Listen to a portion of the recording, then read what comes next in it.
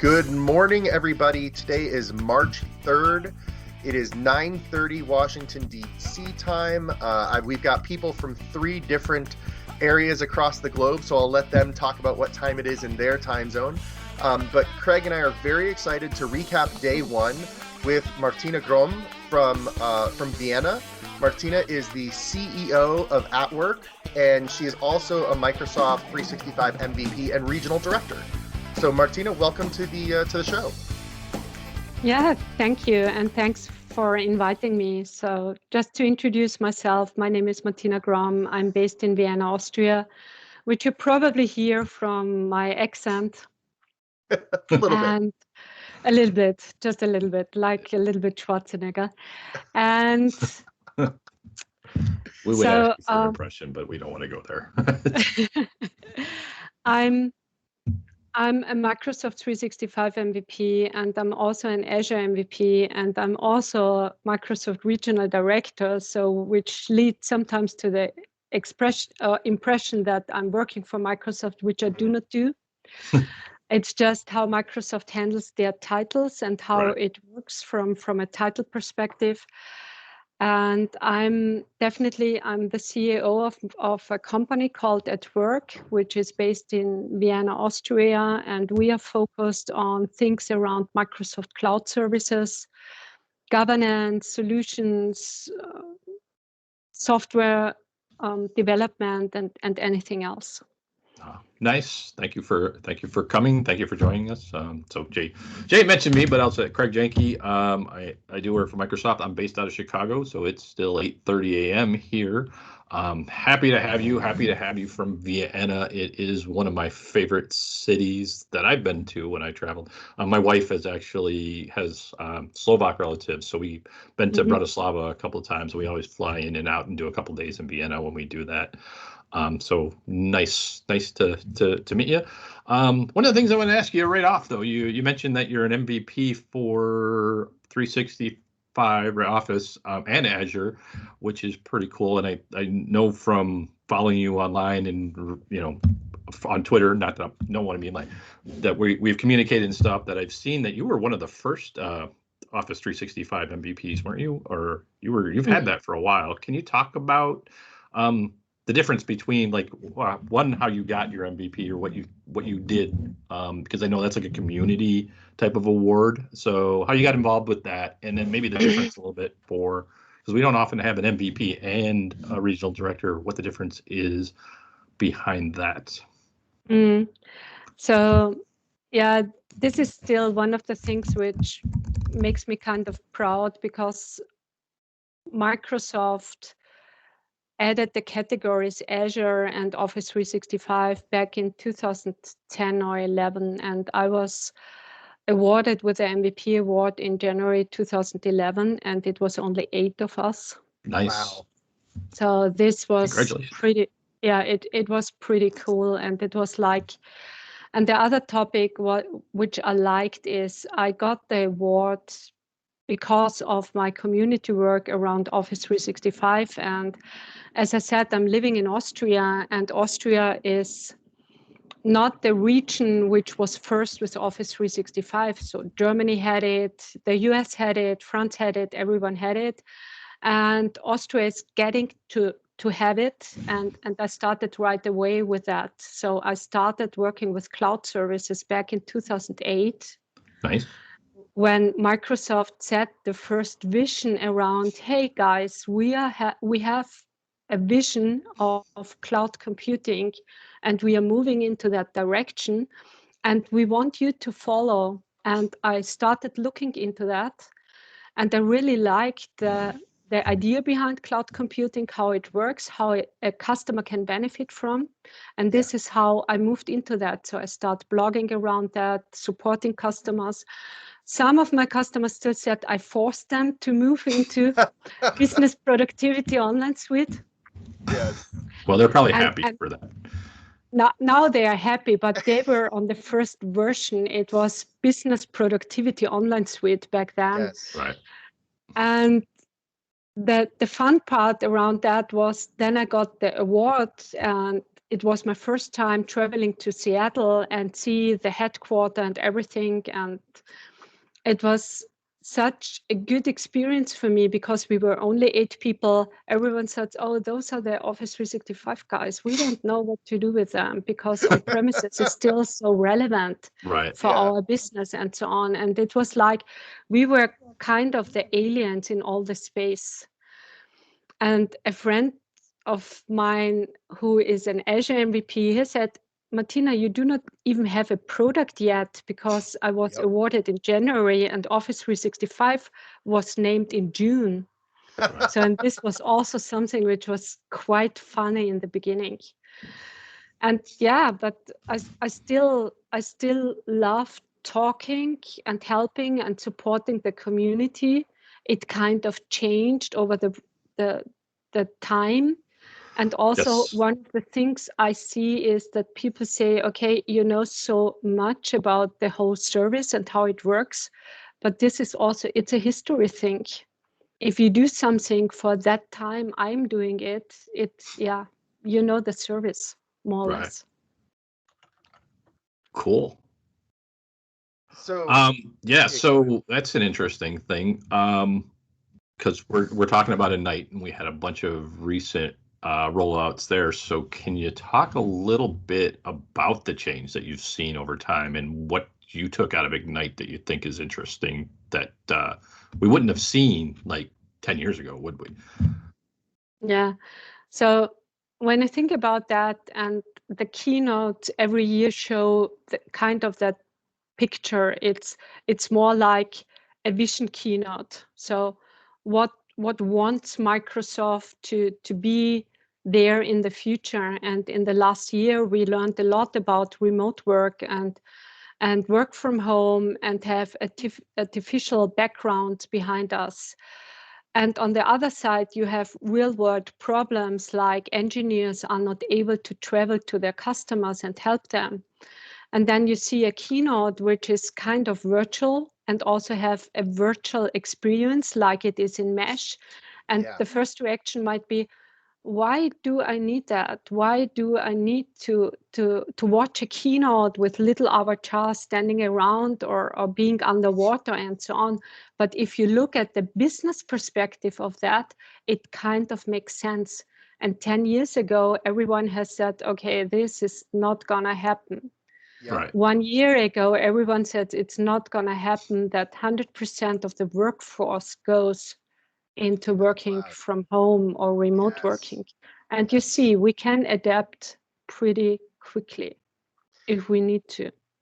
Yeah, it's really interesting. You know, you said a year ago what you would have thought a year ago versus what you'd see today. And a year ago, I would have told you things like the US Department of Defense was still 3 to 5 years away from really adopting the cloud. And now they have 900,000 people in one tenant across all of the defense departments, the different commands. And so you're right. The drastic changes we've seen because of the pandemic really kind of forced our hand as to what we should be thinking about in the future. And so I thought it was interesting. You said it that this keynote in particular was very much a vision. Whereas past keynotes for Ignite have been, here's where we are, and here are the next steps we're taking. This one was very much, here's what we're going to focus on for the next six months to maybe 5 years, is really focusing on giving people a virtual experience that it doesn't matter if you're in the office or at home, you feel like you're in both places, really. Or you're underwater in this particular keynote, right? But that concept, that vision, you know, there was some reactions there. It was surprising to me to see how many thumbs down and frowny faces I saw during the keynotes. I don't think they were related to the actual content. I think they were just, this isn't what I was expecting. Yeah. But yeah, it is interesting to see how that has changed over time. Yeah, and also think about situations like, I don't know, I'm a big science fiction fan, so I like Star Wars more than Star Trek. Okay. But if you think about Star Trek and you think about holodecks, Yeah. every single person I know who likes Star Trek says holodeck is a cool thing. And think in that direction. Yes. What about Microsoft invents the next holodeck? Maybe it's that. We don't know. Yeah. It's definitely moving in that direction. I don't know if it's getting us to synthesized food yet, although there are companies doing that. So we'll see. Yeah, true.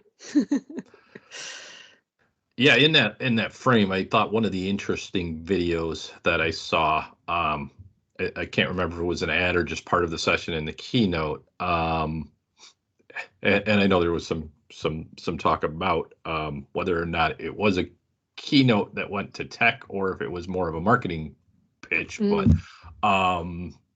yeah, one of the ones I saw was manufacturing, people working in manufacturing settings using the HoloLens and being able to be walked through fixing a machine step by step. And I know just that I have heard from our people that manufacturing is really starting to embrace some of that technology. So that is cool. So let's talk about some of the stuff that you did. Like, what did you find exciting, or what are some of the newer announcements from Microsoft that you're excited about to take to your customers?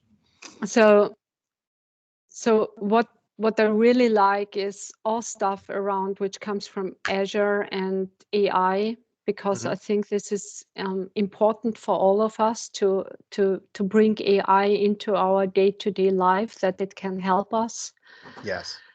And I think this is one of the interesting things. The other topic is, what I really like is all around the industry clouds Microsoft is doing. Like they said, we have a separate cloud for healthcare. We have something for FSI. We have things for that Microsoft is really listening to customers and says, okay, we have different industries with different needs and we need to support them. So what they're doing here. And from the modern workplace announcement, I really like every single improvement they are bringing into Microsoft Teams, like presenter mode, or the tiny little things that you see the videos on top so that you can look into the camera, or together mode, or everything else what helps us to do our day-to-day work, talking with a screen where people do not turn on the camera. So to give that kind of improvement into Teams. So I like that. And also from the SharePoint perspective, or from the employee perspective, I really like everything which is now announced around Viva. Yeah. And I really like that, and I like the idea behind that. And currently I'm talking a lot with customers about that topic and employee experience and how they do that. And it's kind of, people say, yeah, I don't know if I like it, and all the inside stuff. Consider I'm from Europe. We have data privacy all around. Yep. And on the other side, I see it's extremely helpful that people see, okay, you do not have a single minute of focus time. You need to take care about yourself and so on. So I like that as well. Yeah, I've been involved a little bit with workplace analytics and been doing doing a few workshops on that. And it is really interesting to look at some of that data, about how people are meeting and what's on their, not what's on their calendar, but how many people are involved in meetings and how many people don't necessarily, like, will be 2 or 3 levels of management, or as we call it, co-attending. So me and my manager are in 75% of the same meetings. And that can lead to micromanaging, the not having time for focus, having meetings stocked up on each other, or having, what's almost worse I've found is having a meeting every other half hour, because you don't really get time during your day to focus, right? You get off that meeting, you run and get a drink of water, maybe grab a snack. If you're like me, it's probably something that's not healthy, right? So, and then you jump back on the call. So it's really like a half hour of dead time during your day. And if you have 4 of those, like that's half your day. So it's really interesting to see how that stacks up across the organization. And then if you start pairing that, even if you don't use real salaries, but I think like default for us, for the product is $75 an hour, US dollars an hour. You can start to see how much meetings can cost an organization. And then if people are like sending out a bunch of emails during one meeting, is that meeting really useful? So some cool stuff comes from that. Yeah, I don't know. It's not the way they're trying to do it is, not to be Big Brother, that we de-identify the data so we can make generalizations on it. But when you're starting to look at that with some of my customers, they've been like, we should tell somebody that this is where these numbers are coming from. Like, this meeting costs $10,000 and it doesn't look like anything's being done, right? So, well, I mean, absolutely, because one of the things that people have said for years is the cloud is going to make you more efficient. And it's like, well, is it? And so I like the stuff coming out of Workplace Analytics and with Viva now that they're able to actually show you if it is, or if you are or are not being efficient, and where you can improve efficiencies. And I appreciate that they're genericizing it so that they're not telling me where I'm failing. They're telling us as a group where we can improve. The other thing I really like is the topic pages. This first major real world application out of the AI side. I can't think of the word I'm looking for.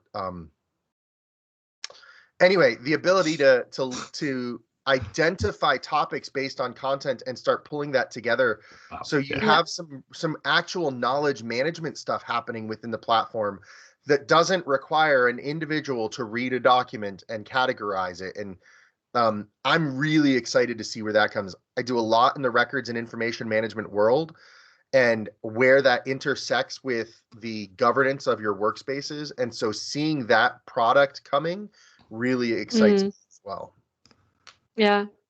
And also, like you mentioned it, I saw that a lot in the past, that people are trying to put keywords or tags on specific content, which is helpful. But if you have a system behind that which extract the data for you and give you a summary around that, it's extremely helpful to have that kind of technology. And this is also what I think AI might help us in the future, to consume all the content which is coming to us all day from different sources, that we have kind of a summary. Yeah. So getting outside of teams a little bit, and I don't want to go there, but you guys both mentioned governance. I'm kind of excited to see what will be coming out. I've actually seen some tweets and stuff about it. I haven't really seen so much in the conference on improving of DLP and e-discovery, because I know that those are things that I get asked about a lot from our customers, and securing everything and making sure that it's securing, which I think, Jay, we kind of talked about this offline, but shared channels was something that you were interested in. So shared channels was an announcement yesterday that I'm intrigued. I think there is a purpose to be served. I like that, the marketing team can have one shared channel across all of the virtual account teams, etc., and they can push that out to everybody. But I think there's a lot of questions to be asked about how can we make sure that shared channel, someone doesn't upload a file that gets shared to people from across the globe. Martina, you mentioned the global I think it's called GDPR, the privacy rules. Like, you have to make sure that the content isn't shared inappropriately, and shared channels have external users for them too as well, right? Yeah, so my use case, or how I see shared channels and the main benefit around that is, what I see is two different customers are working together, and at one point in time you have to decide, where is the content? Is it with customer A and vendor B, or is it vice versa? And that means if you work in that way, the customer with a snip can kick you out, and all your content is gone because you do not have any more access to that. And with shared channels, you probably have the opportunity to still have the content and access to the content from everywhere. So this is how I think about that, and what's for me is a useful scenario, because currently I'm working with a customer in the FSI industry, and they have a multi-tenant strategy, and they still want to work together. And now they are thinking about, okay, we need another channel, a neutral one like Switzerland. Yeah. Where we can meet all together and collaborate. And this is also something where a shared channel might be beneficial. So all stuff around IP is something which is really useful. Yep. So the improvements on the topic side from Viva, the improvements on DLP, hopefully these are things that will help us make sure that we're not putting confidential data where it shouldn't be shared, while the shared channels still enable that organization. I really like the external sharing story you were just telling, Martina, because I'm imagining, the number of partners that AvePoint works with, for example. We always have to decide, well, is this sales work going to go in our tenant or in your tenant? And I never even thought about how shared channels would allow us to put it in both, and we get to share that content very easily with each other. That's a really great strategy. Thank you for sharing that. No, it's like it's all around compliance, more or less. Yeah. And it's like, where do you keep the data? And it's also the interesting part I had in the past with my customers is when we start working together, I said, yeah, we can have everything in our tenant, in the atwork tenant. I'm happy to set up a team, but the risk for you as a customer is blah, blah, blah, yada, yada, yada. And you need to you're think not supposed to do that. Way. You're just supposed to hoard information. It's like, and on the other side, when I talk with my team members, I said, okay, if you're sharing content with our customers and the whole content is only in their tenant, we also have the risk of losing data. So no, that's good points. I don't think that comes up enough in conversations when you talk about that. So that's awesome. Yeah. Compliance is a really hard to understand topic for many people. So put it that way, and it's like, and it's also something you probably don't want to think about. No, because it gets complicated easily.